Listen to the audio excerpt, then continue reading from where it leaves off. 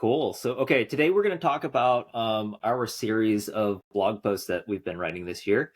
Frontside Consulting works with a lot of small businesses, and it's just, kind of our personal interest. I like seeing businesses go from like 0 to 60, and our small team is really able to have an outsized impact on small organizations.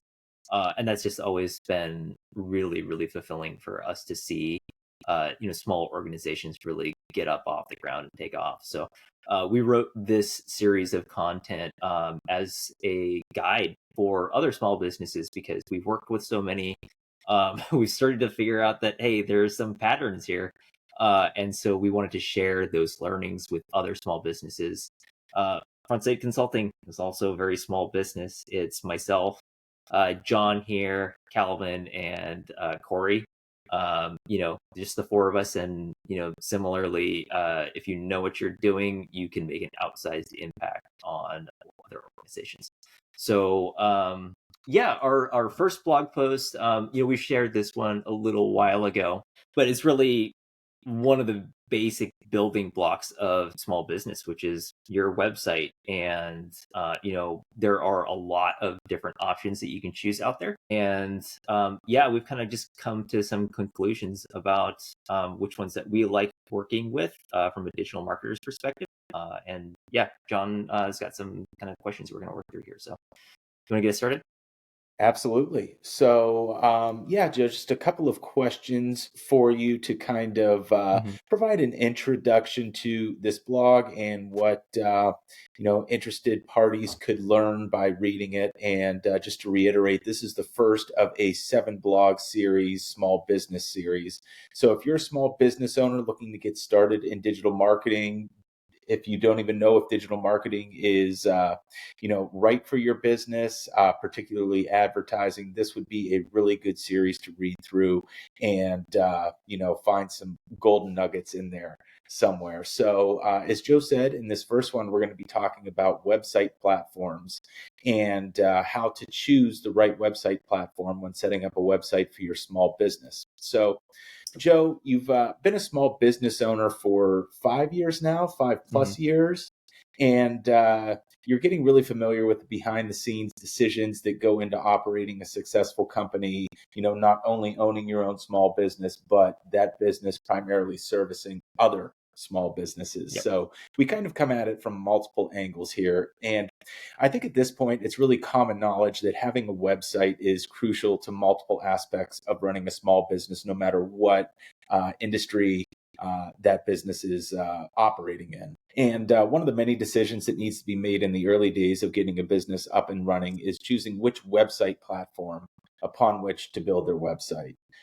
However, most small business owners are probably not website developers, website designers, and are really just not savvy in this part of the business at all. And they're likely to think that all platforms are the same and they could choose just any of them. So first question to you is, why is choosing a website platform a bigger decision for small business owners than they may initially anticipate?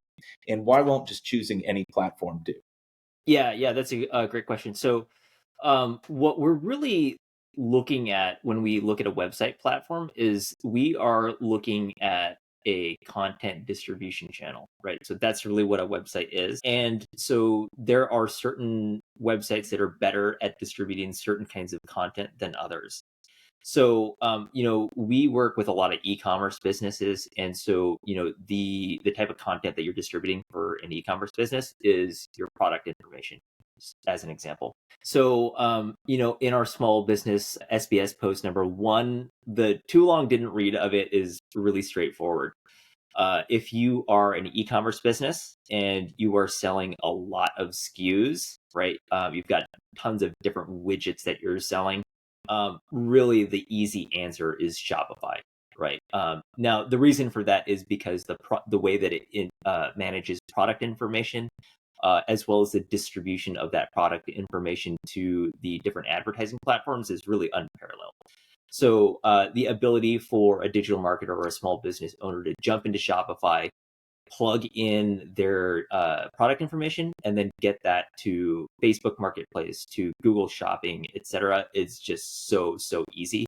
And if that is going to be the way that you spend your ad dollars, really, there's not a better choice.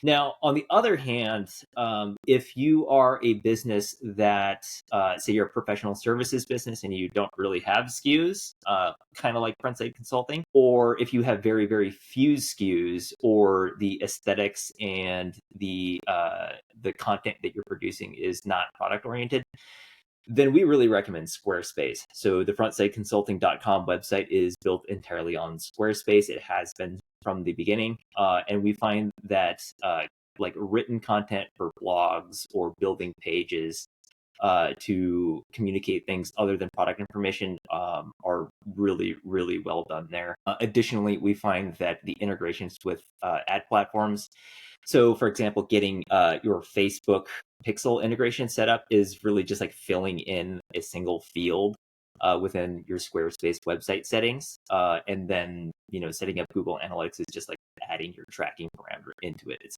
very simple to get set up. We find that both the integrations in Squarespace and Shopify are really robust for all of the different e-commerce metrics. And so for that reason, we're always excited to onboard a client that is using their website on either Squarespace or Shopify. Sounds good. Excellent. As you already alluded to, there's multiple platforms available to build a website on, but there are really only three main players in the space: Shopify, Squarespace, and WordPress. Now, you already got into some of this in the answer to the first question, but just to simplify things a little bit and look at a higher level view, can you provide just an overview of each platform in regards to what type of businesses they best suit? Yeah, absolutely. So yeah, to recap really quickly, if you are like a direct-to-consumer e-commerce business, right, Shopify. If you're a professional services business, Squarespace. If you are an artist, that's another one that we see done very well on Squarespace. So your wedding photographer or artist of some kind, that's also very well done on Squarespace.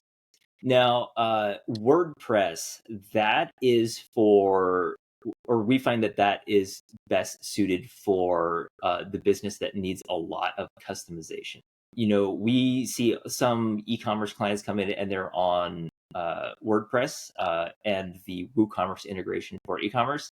And in a lot of cases, it's a very powerful tool.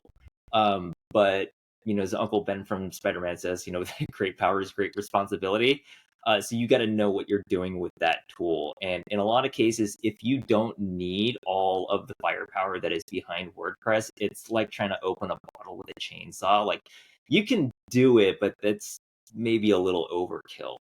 And so, with all the features and customizability of a WordPress site, you got to know what you're doing, and the plugins and customizations done to a website can really get out of hand quickly. So for that reason, if you're not doing anything really crazy,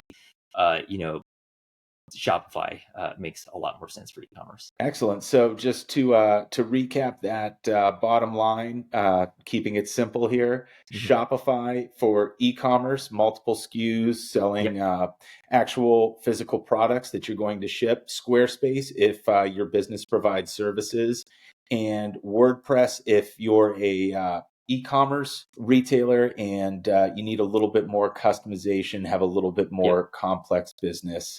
WordPress would be the way to go. Is that right? Yeah, an example of something that would be built on WordPress is like we've had clients in the past have like they're in like bespoke or custom apparel, and so like, oh, I want to change the color of this sleeve, or the collar is going to be a different length, or what have you. Like that app build was done by their web dev team and then integrated into their WordPress site. Excellent. All right. So lastly, you already mentioned that the Frontside Consulting website was built on Squarespace, as we are a digital marketing and advertising agency, and we provide a service. Just wondering if you could provide a little bit more detail about why you did choose Squarespace, beyond just the fact that, hey, our service is our primary offering, and we aren't an e-commerce company.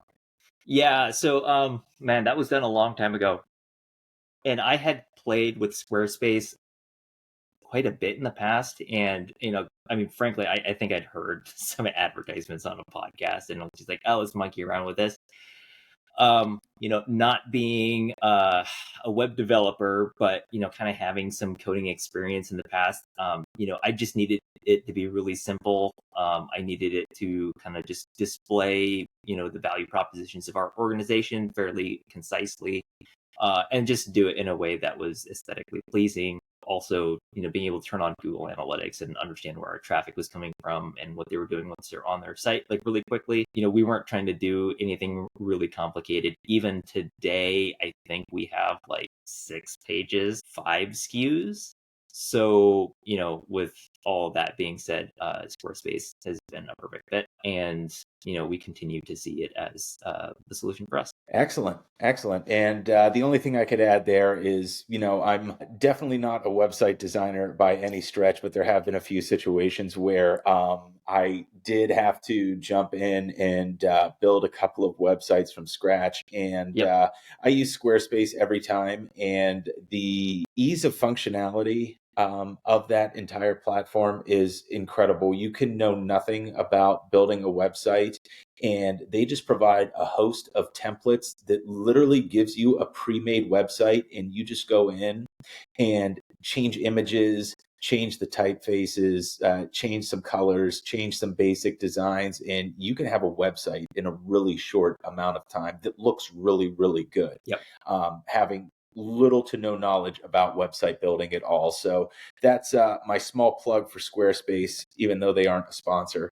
No, none of these folks are sponsors. If you do want to sponsor us, like give me a call, joe@frontsideconsulting.com. Send me an email. We'll gladly take your money. Awesome. Excellent. That is everything that I had for you. Just a bit of an introduction to the first part of the SBS series blog. Take a look at it. You can find it on our website. There's links to it on all of our social media. And if you're a small business owner looking to get started in the world of digital marketing, digital advertising, this is a really, really great series, and it's all free. All of our blogs are free. So just get on our website and check them out. Yep, absolutely. The goal of the small business series is eventually to have enough content for any small business owner to be able to come to our website, consume the content, watch videos like this, and be able to get off the ground running on their own. And then eventually you can become one of our customers. Excellent. All right. All right. Thank you, Joe. Yep, of course.